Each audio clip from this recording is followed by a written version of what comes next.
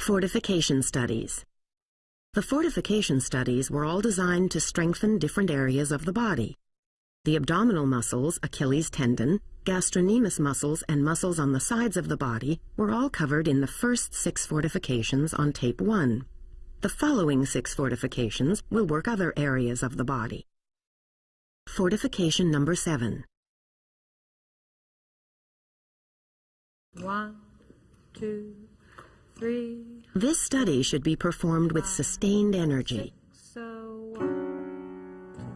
As the knee lifts upward, there is downward pressure by the hand to resist that lift and to create dramatic tension.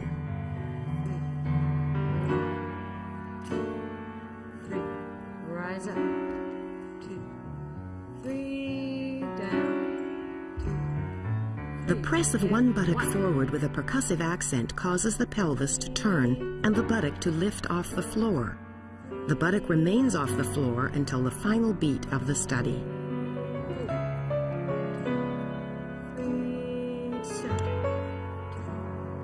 3, look, 1, 2, 3, 1, 2, around, 2, arch, 2, come up, 1, On the final 6 counts, the circle to the back and the return to center should be a full and sweeping motion.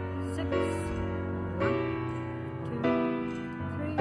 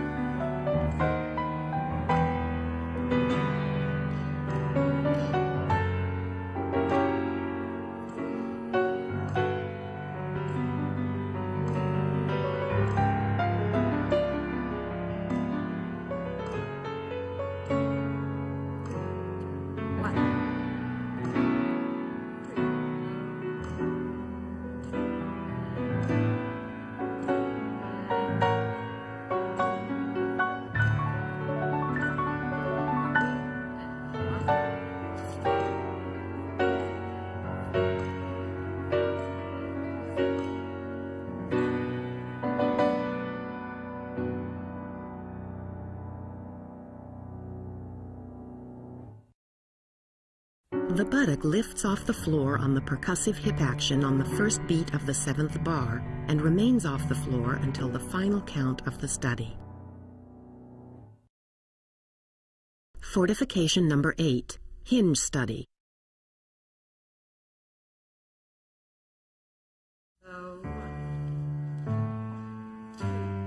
The hinge position and hinge movement are signatures of the Horton Technique. This study builds strength and lengthens the quadriceps. The smooth arm transition describes a horizontal plane and increases the difficulty of the balance in the hinge position.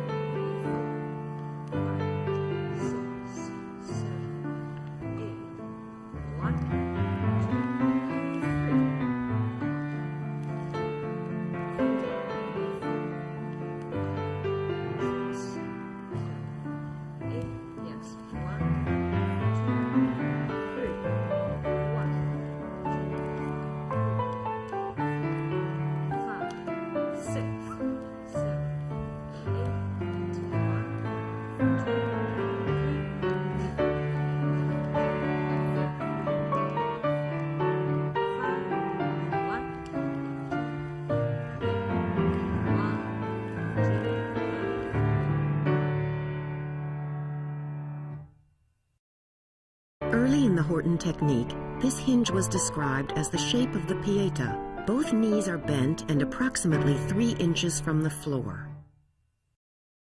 Fortification number 9, split stretch. 1, With the extension of the leg, there is an accompanying lift of the torso.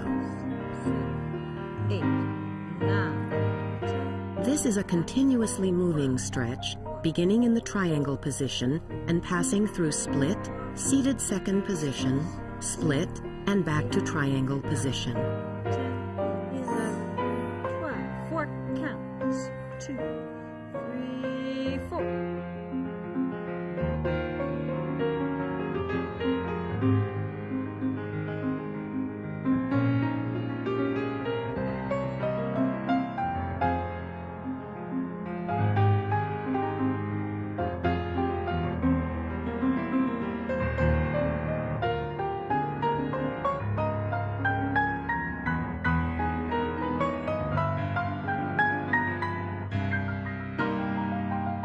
The alternating action of the adductors, first contracting, which pulls the hips toward the ceiling, followed by stretching in the split, increases the value and intensity of this movement.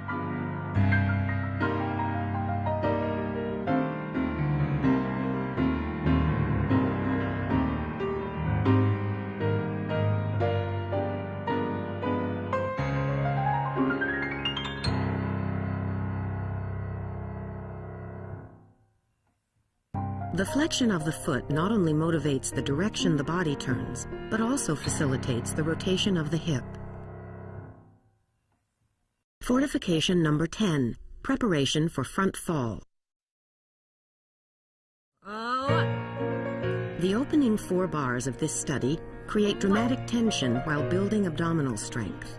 The legs create a symmetrical design for the first 2 sit-ups, then a symmetrical design follows for the next 2 sit-ups.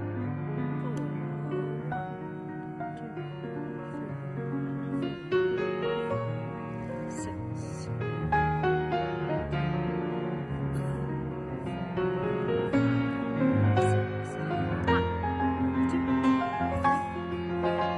This study incorporates front fall and uses the hinge position most recently seen in fortification number 8. In the first 2 sit-ups, the back and arms are rounded. In the 3rd and 4th sit-ups, the back is straight and the arms are in middle parallel. There is a marked change in the tempo for the 6-count phrases that follow. This allows for a slow, sustained stretch to prepare the quadriceps for the hinge and the front fall.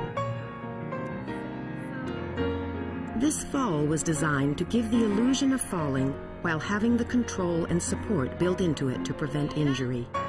The quick lift of the buttocks towards the ceiling acts as a release for the lower back and the quadriceps.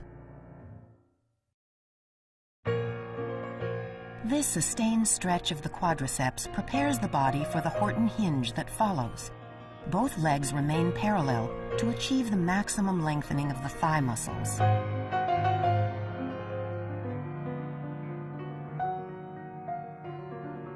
The hinge increases in depth, then the back arches.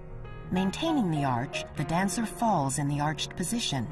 The sequence of the hands touching the floor is essential to create the illusion of a fall while protecting the dancer's knees, pelvis, and chest. Both hands catch the weight, and one hand slides along the floor to distribute the weight smoothly onto the floor. The head turns 1/4 turn to protect the chin. The fall was designed to be dramatic, but also protective of the dancers' bodies. Fortification number 11, basic rise and fall. 1, 2, 3, 4, 5. In the opening triangle position, the torso is arched and looks as if it were wrapping around a column with the head reaching toward the inverted leg. The rise out of the floor and the fall back to the floor gets its impetus from a large burst of energy on the first beat. The body acts like a coil, unwinding on the ascent and rewinding on the descent. The use of the swinging action as impetus for the movement is very important. While executing the descent, the arms and the torso pull in the opposite direction to resist the lowering of the body. Each of the 5 shapes emerge successively higher from the floor, with the final ascent jumping into the air. This is the Horton primitive squat position. This is the Horton flat back forward with plie. This is second position in deep plie. Releve with the arms in high parallel. Jump in second position with the arms in high parallel. In the fourth position descent, the buttocks should touch the floor before the knees. The lateral stretch in the opposing direction is a counterbalance which facilitates a controlled descent. Fortification number 12. This fortification emphasizes the body's alignment and technical ability. The lowering of the heel demands control and builds strength. 6. The quick shift of weight and the sharp turn of the head makes the sequence of movements challenging.